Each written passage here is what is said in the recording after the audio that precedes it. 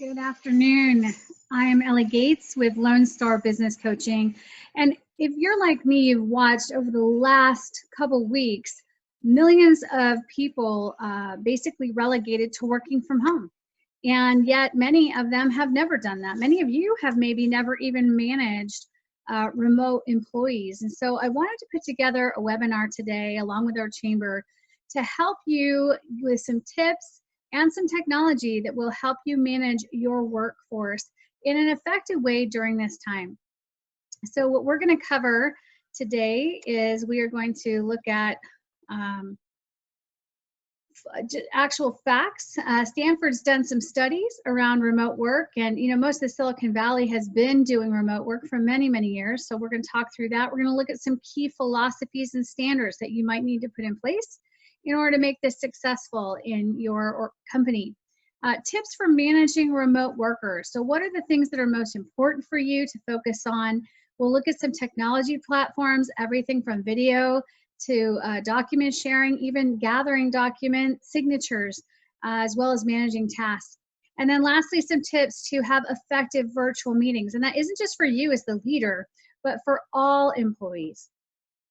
So here's some of the facts. And again, as I said, Stanford did a two-year study in 2018, looking at over 500 organizations and how well they work remotely.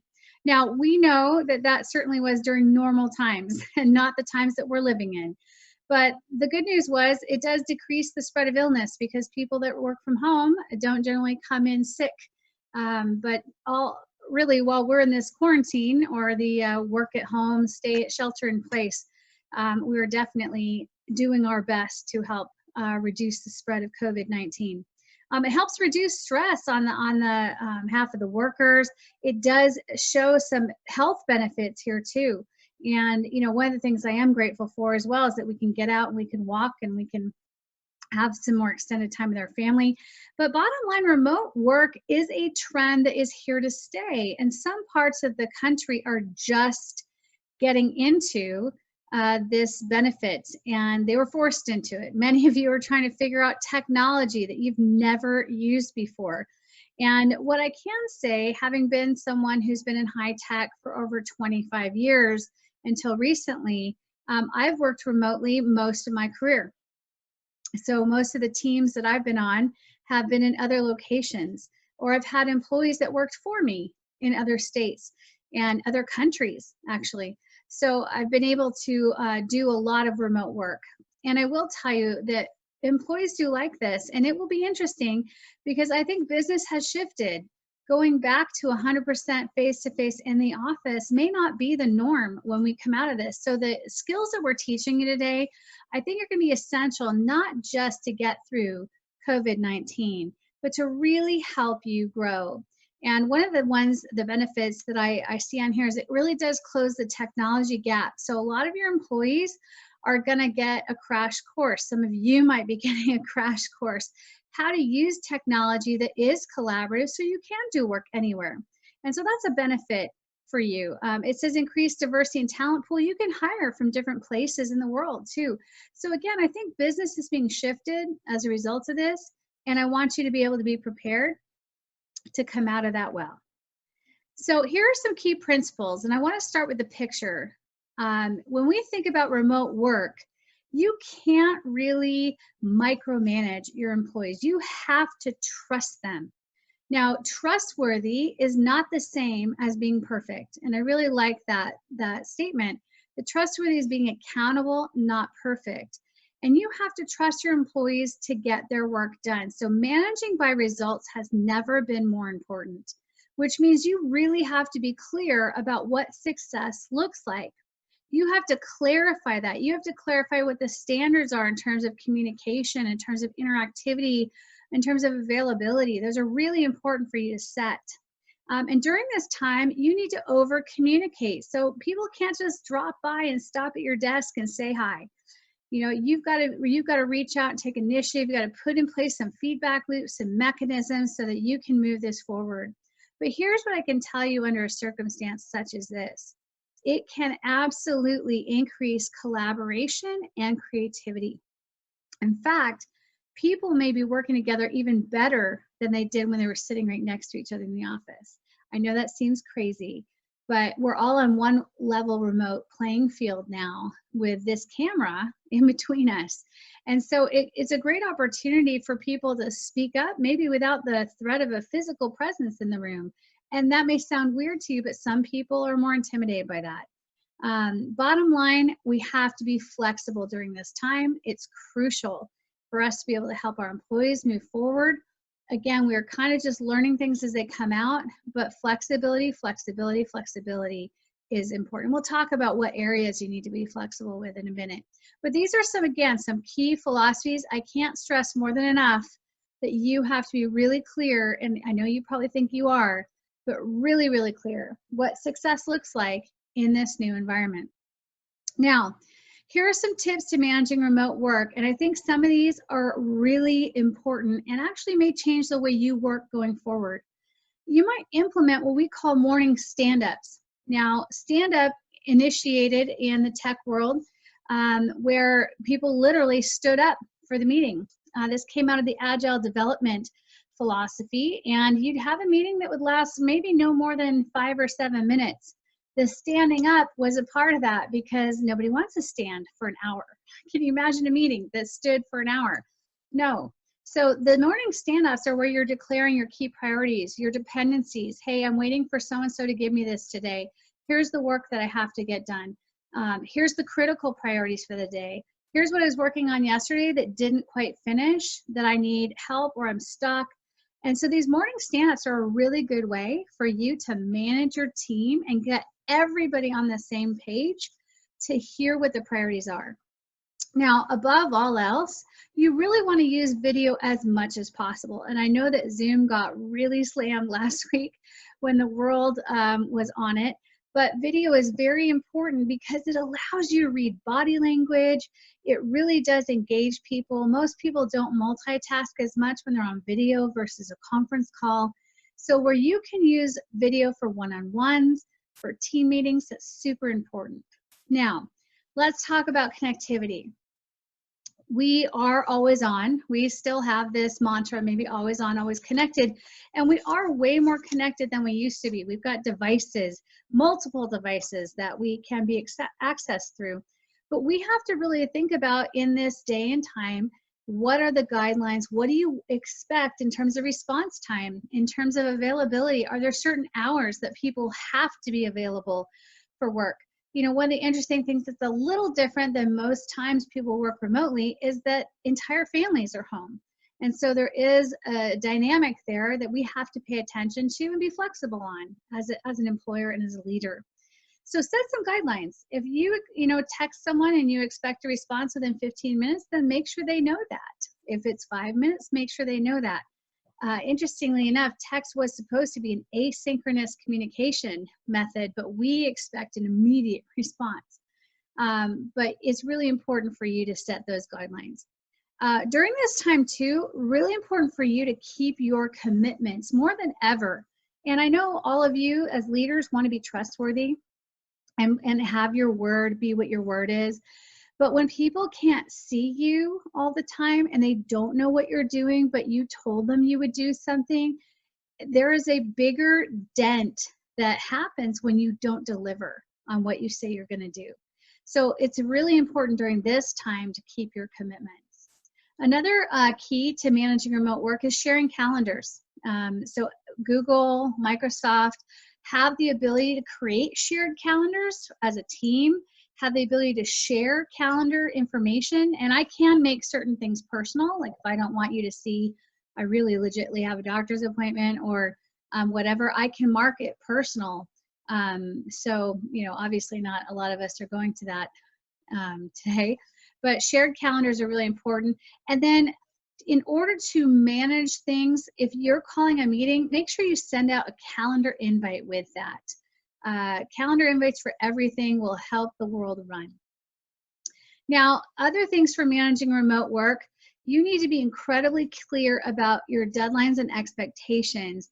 And I'd encourage you to put those in writing or use a tool like Asana or Trello. We'll talk about these tools in a little bit. that are more project management oriented, and they allow people to delegate tasks and see what is outstanding and who's doing them and the notes around that.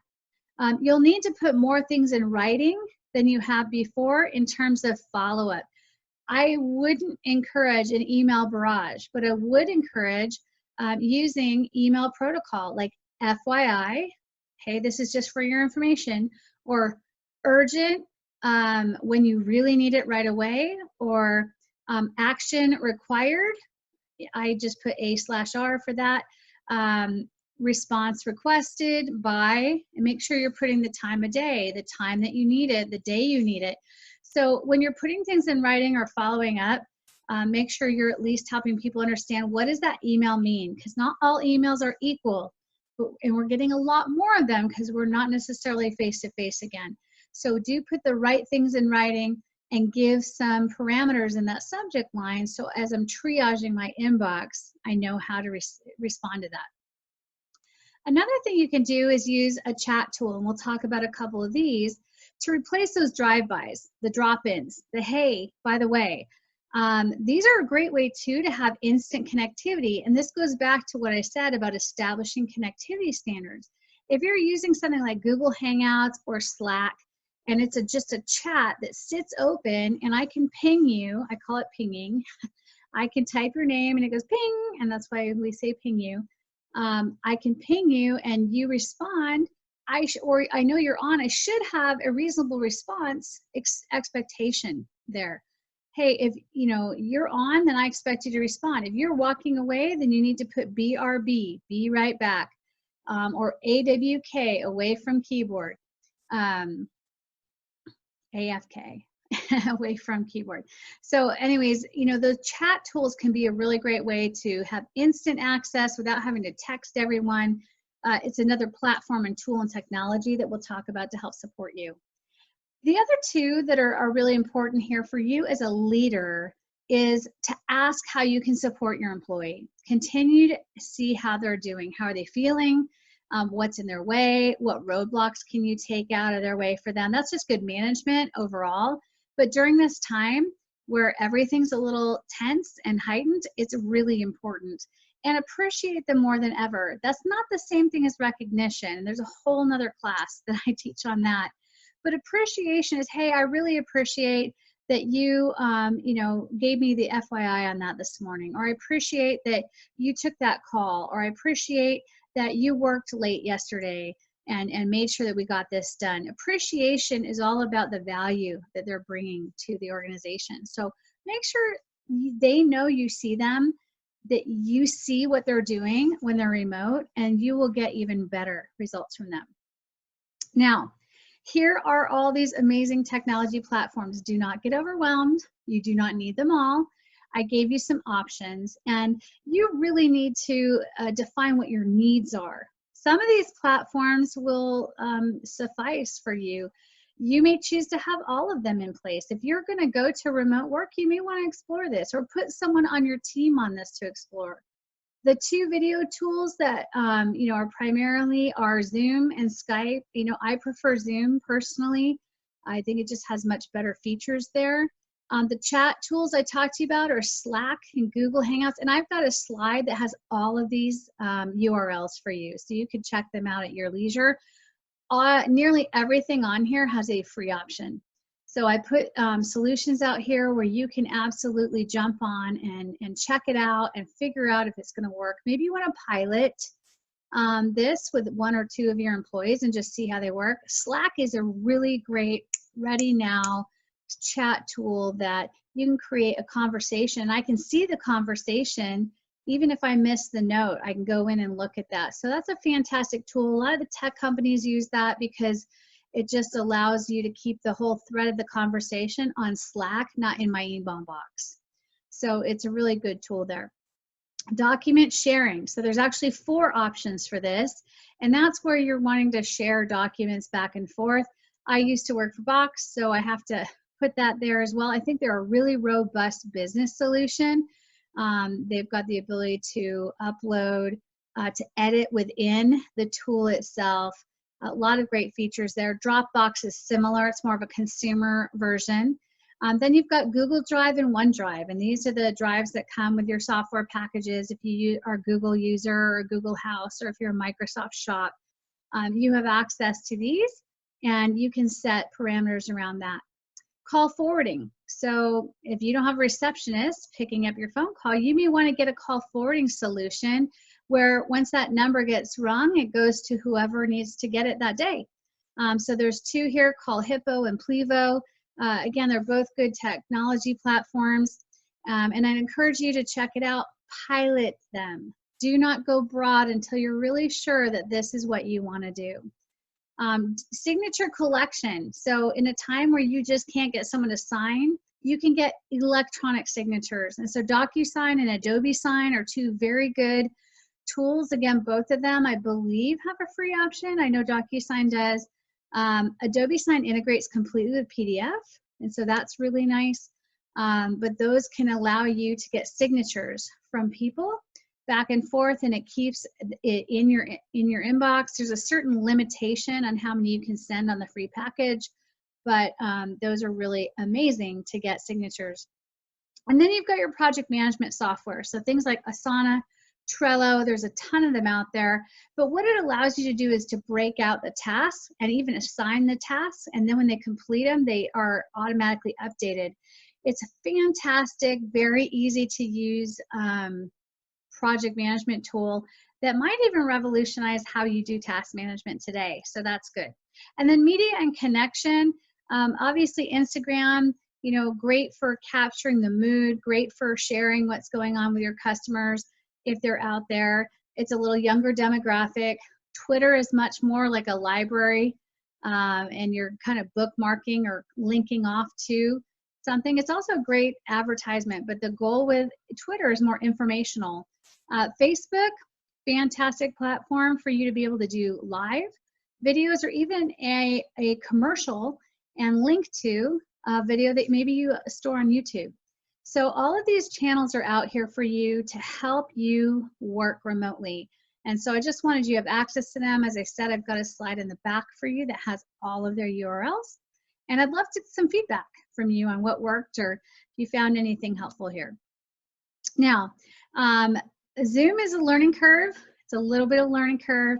All meetings are a learning curve. I gave you as well a very deep dive video. If you are interested in hosting a meeting, you can go out there and watch that video. It's a fantastic way to look at that. And what I'd love to do is I'm gonna share for a minute here our little video of the first time user meeting for Zoom.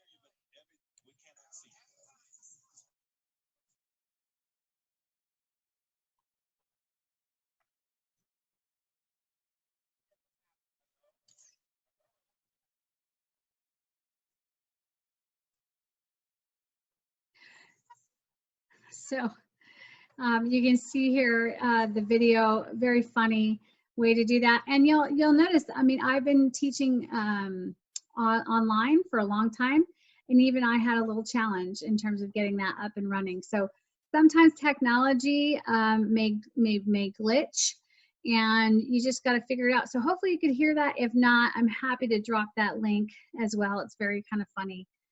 Everybody figuring out how to use Zoom. So you'll see on Zoom here, or on YouTube, some of the better, the more in-depth way to use Zoom. So I'd encourage you to go out there and to look at that deep dive if Zoom is a platform that you would like to use. And again, I highly recommend it. All right, so let's talk about leading virtual meetings. So similar, many of these are very similar to what you already do when you're in person. But the first thing you'll need to do if you're going to share documents is make sure all of them are open. All of your windows and your documents are open, and everything you don't want to share is closed. Zoom is one of those tools that will only share the window that you pick for it to share. And when you double click on it, if it's another window, it's not going to share that. So you'll want to have everything that you need to share open. You want to assign roles. So I usually play like the host role. I might assign someone to watch the chat and to let me know, hey, Ellie, there's some questions in the chat. Here's the question, or to respond real time. They may have the authority and the information that they can use to respond real time. So you may assign a moderator, someone who can mute all. And that's a very important thing, because sometimes people come in and they don't mute and you hear everything. And unfortunately, sometimes video calls can be a little like audio calls where it's just noise. So you'll want to have a role of host, which is this role. I'm talking, I'm running the slides, and then chat moderator. That's the same person that can mute people. So those are two great roles. Set ground rules with the community. Hey guys, let's talk about what we want this meeting to be about and what we should do. Be present. These are all important to get everyone's buy-in on, especially if you haven't done remote meetings before. No solitaire, no multitasking. You know, if you do get up and go to the restroom, please make sure that you don't take your computer with you. And I know that sounds crazy, but we've had people do that. Or stand up and they're not really wearing all their clothes because they're at home. So those are some things that participants need to figure out. You will want to record your meeting so that people that are not able to join you can see it later. It's a really great practice. The other thing that it's really good for is going back and watching that and getting better. I can tell you right now with this recording, there's things I know I can do better. So if I go back and I watch it, especially with that technology sector, it would help me figure out how to improve my virtual meetings. You want to make the meeting very dynamic. I know this one is a little bit one way. You heard the music earlier on. I tried to make it a little fun. Have a little video clip. You want to keep their attention. Don't hang on a slide forever. So don't do, I guess, what I'm doing right now. When you don't need to share, you want to stay on the faces. And so what that would just look like is stopping sharing right here. And then everybody would be on this screen in all their little square boxes. And then I can just go back to sharing and you'll see all the, oh, maybe you can't see the windows that are up. But I'll go back to my slideshow here and I'll put that back. And here we are again. So when you don't have to share, it's really important that you actually go back to clicking on the faces so that people can engage. They don't like to just see a deck or just you in that little corner. Encourage people to use chat to ask questions. Again, if you've got a moderator, it's great to pick someone who can do that. Use sound or video clips. You have to click the share sound to do that, and hopefully I did, and you got to see that. If I didn't, I apologize. But hopefully that's good too, because you'll see that even though I'm not perfect. Allow additional time for people to respond. There is a little bit of what I call a courtesy lag when you're like, okay, any questions? And everyone's watching to see if someone's going to jump in. You might want to leave just a little bit more time for people to jump in and answer, because they're being courteous towards others. And then after that meeting is over, make sure you send a follow-up with action items and a summary with the link to the recording. So that's an important end there. Now, for everyone in terms of virtual meetings, make sure at the beginning you define the purpose of that meeting. Is this a discuss meeting? We need to discuss this issue, or we need to make a decision, or we need to do this work together. I call those the 3Ds. So 3Ds of your meeting: discuss, decide, do. Put the purpose out there so everyone's clear. Sending an agenda in advance will help those that are more reticent to speak think about the topics that you have for them. And I like to say, hey, we're going to discuss this tomorrow, or we need a decision on this, or here are the 3 things we need to do together. And if I send that in advance, it gives them time to think, and it allows them to get ready for that.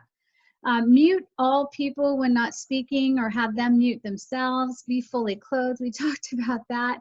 Minimize background noise. Obviously, people are working at home. You may hear dogs. You may hear laundry. You may hear coffee makers. You may hear people, unfortunately, going to the restroom.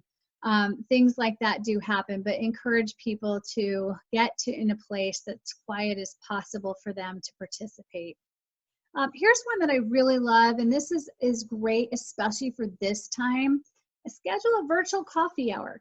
So 8:30 to 9, everyone's getting their coffee. You can just come in, chat. How are things? It's just more of that what would happen in the office, and you use Zoom to do that, so that it could just be open, and that might be a separate meeting time. Just anyone can jump on and have coffee. If you're going to do that, make sure you're on it. Make sure you're on it, or a few other people are on it. And then you could do the same thing in the evening, a happy hour. You know, you can choose whatever beverage you want to for that, but you could, you know, do a coffee, you could have a happy hour with people. But again, that's just another way. Maybe on Friday afternoon, you do that to wrap up the week, talk about wins and accomplishments, etc. So in terms of the next thing, you know, really need to use email for recording and keep, you know, use email for record keeping. So when you need something that is written down and does need to last, then you'll want to put that in email. We talked about platforms like Slack and Hangout for real-time chat. Make space throughout the day to have some off-screen time. Really important that we can't just go from Zoom meeting to Zoom meeting to Zoom meeting to Zoom meeting. People need a break. That's going to get really old really fast. So make sure that people are taking time for off-screen. They're getting out, walking, they're standing. If you have those morning stand-ups, that's a really helpful way too. And again, during this entire time and always, celebrate the wins, keep positive, find some ways to do that. So here's the technology resources page I talked to you about again. So all those platforms I listed are here. With Google, with the calendar sharing, you'd have to look in your Microsoft or Google shared calendar features. They're actually in your software program. So a couple last things, you know, right now there's some heightened needs. Number one is help your people focus on what they can control. There's so many things right now outside of our control, and really helping center them on what they can control is going to be super important. Home stress, you know, for parents with kids home who now just all became home educators, that's an additional stress on top of work. Or there might be some dynamics in that house, and let's face it, just having everyone together in the same place 24/7, stress happens. So encourage them to get out, get some air, take a walk. Encourage them also to do the hard stuff first. You know, if we can knock that stuff out, our most productive time during the day, according to research, is from 10 to 11 a.m. And so if we can actually get the hard stuff done that we need to get done first, the rest of the day is better. Leave space for flexibility. You may need to say, hey, if you need to be online during these times, but this is nap time and you want to catch up at night, that's fine. So just figure out that everyone's going to have some different needs and different hours.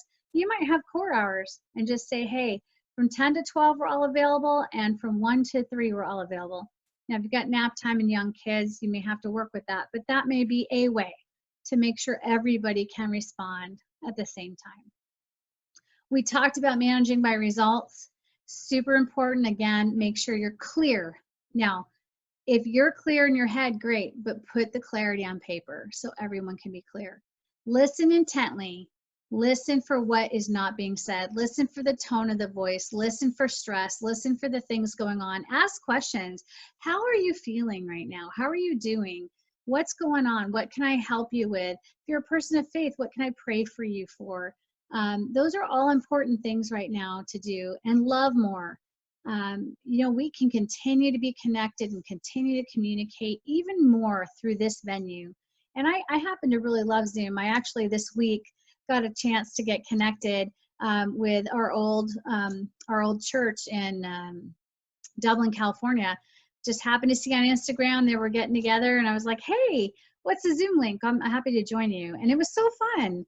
And it's neat because, you know, I can't just drive over there to California and do that, but I could connect with them this way. So encourage that type of connection. And then lastly, above all, give them hope and give them encouragement often. We need words of encouragement. We need hope. We need things to hang on to. We need to know we're making progress. We need to know the business is okay. And if it's not okay, then we need to be honest about that, but we need to focus on what we can control to do things better. So be transparent and helpful there. You know, as I said earlier, creativity loves constraint. This is a canvas for you to paint on as a leader, and I hope that you'll build something fun. Now, you know, it might not last, it might go back to the way that it was before, but it's a great opportunity for you to stretch your creativity, your collaboration, and your leadership. And my hope is that this has given you some tips to do that.